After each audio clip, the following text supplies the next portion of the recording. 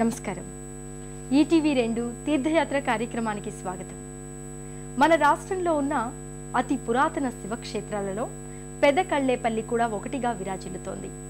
కృష్ణా జిల్లా చెల్లపల్లికి సమీపంలో ఉన్న ఈ దివ్యధామంలో శ్రీ దుర్గా నాగేశ్వర స్వామి వారు కొలువై భక్తుల చేత నిత్య నీరాజనాలు అందుకుంటున్నారు. దక్షిణ కాశీగా విరాజిల్లుతున్న పెదకళ్ళేపల్లి శ్రీ దుర్గా నాగేశ్వర స్వామి వారి ఆలయ ప్రాశస్త్యం ఏమిటో మనం ఇప్పుడు చూద్దాం.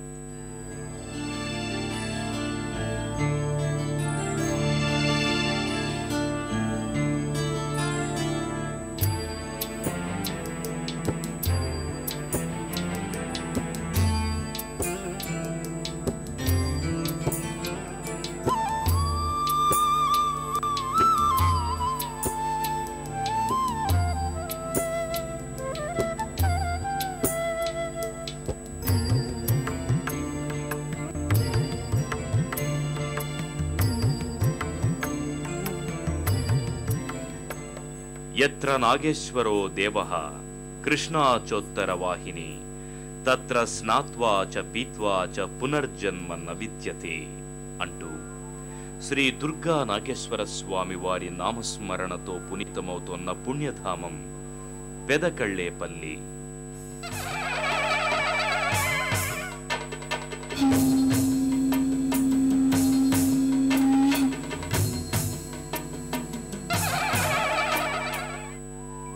కృష్ణా జిల్లా చల్లపల్లికి సమీపంలో ఉన్న ఈ దివ్యధామంలో సాక్షాత్తు పరమేశ్వరుడు దుర్గా నాగేశ్వర స్వామి రూపంలో భక్తులను అనుగ్రహిస్తున్నాడు.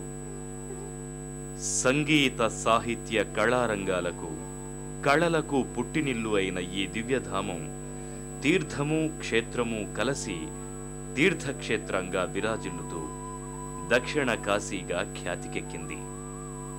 వైవిధ్యమైన పౌరాణిక ప్రాశస్త్యమున్న ఈ దివ్యధామానికి విశేషమైన పౌరాణిక ప్రాశస్త్యంతో పాటు వేల సంవత్సరాల నాటి చరిత్ర ఉంది. అత్యంత మహిమాన్వితమైన ఈ దివ్యధామాన్ని చేరుకోవడానికి మన రాష్ట్రంలోని అన్ని ప్రధాన పట్టణాల నుంచి బస్సులు అందుబాటులో ఉన్నాయి. పెదకళ్ళేపల్లి క్షేత్ర వైభవం గురించి స్కాంద పురాణంలో విపులంగా చెప్పబడింది. ఇది తొలుత నాగక్షేత్రం, తర్వాత ఋషిక్షేత్రం, పిమ్మట సత్యక్షేత్రం. శ్రీమద్ కదలీపుర మహత్య గ్రంథంలో ఈ క్షేత్రం గురించి విస్తారంగా వర్ణించబడింది. అలాగే కదళీ వృక్షాలు అధికంగా ఉన్న క్షేత్రం కనుక దీనికి కదళీవనం అనే పేరు వచ్చిందని చెబుతారు. భారతదేశంలో 18 అరణ్యాలున్నాయి. అందులో చివరిది కదళీవనమైన కళ్ళేపల్లి. స్వామివారికి సేవా నిమిత్తం కదళీ వృక్షాలు అవసరం కనుక ఆ వృక్షాలు అధికంగా పెంచి పోషించడం వల్ల కదళీవనం అనే పేరు వచ్చిందని మరో కథనం. ఈ దివ్య క్షేత్రాన్ని పురాణాలలో కదలీవనం, రంభాపురమని ప్రస్తావించడం జరిగింది. అలాగే కడలుపల్లి, కడలిపురం, కడల్పల్లి అనే పేర్లతో కూడా ఈ క్షేత్రాన్ని పిలిచేవారని తెలుస్తోంది. కడలుపల్లి అనంతర కాలంలో కళ్ళేపల్లిగా మారినట్టు తెలుస్తోంది. ప్రశాంతమైన వాతావరణంలో ఓ మారుమూల కుగ్రామంగా విరాజిల్లుతున్న ఈ దివ్యధామంలోని దుర్గా నాగేశ్వర స్వామి ఆలయానికి ఎదురుగా పుష్కరిణి దర్శనమిస్తుంది. దీనిని నాగకుండమని, నాగ సరోవరమని, నాగహ్రదమని పిలవడం జరుగుతోంది.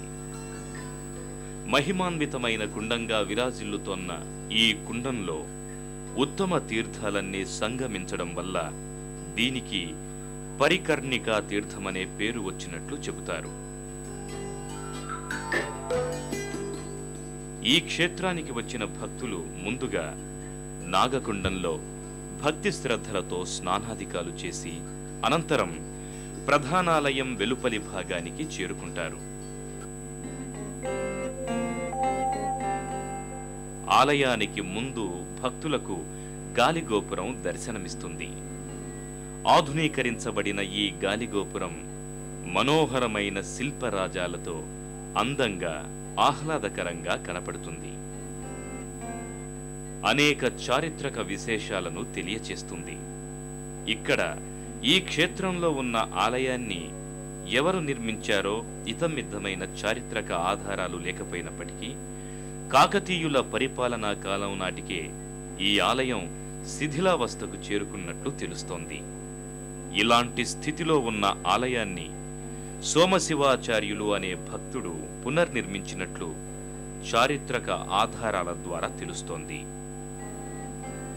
కాకతీయ రాజ్యాన్ని కుమారరుద్రదేవ మహారాజు పరిపాలిస్తున్న కాలంలో సోమశివాచార్యులు క్రీస్తు శకం 1292లో రాతిగుడి కట్టించినట్లు తెలుస్తోంది.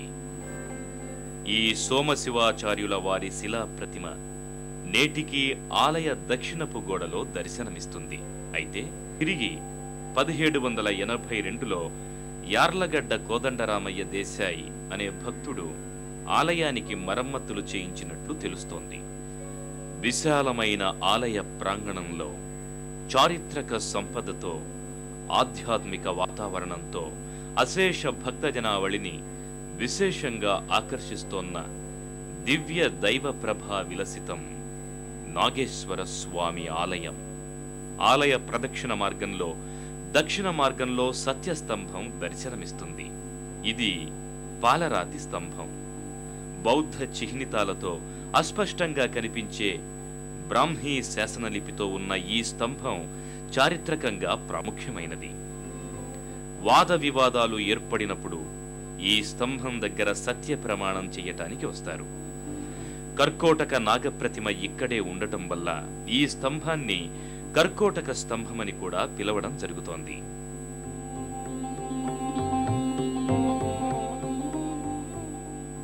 ఆలయ ప్రాంగణంలో మధ్య భాగాన ధ్వజస్తంభం ఒకటి దర్శనమిస్తుంది.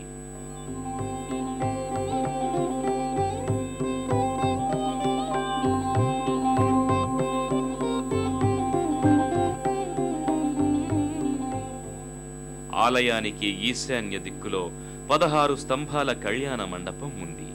రంగమండప నిర్మాణంలో బౌద్ధ చిహ్నిత స్తంభాలు కొన్ని దర్శనమిస్తాయి. దానికి సమీపంలో పంచముఖ గణపతి దర్శనమిస్తారు.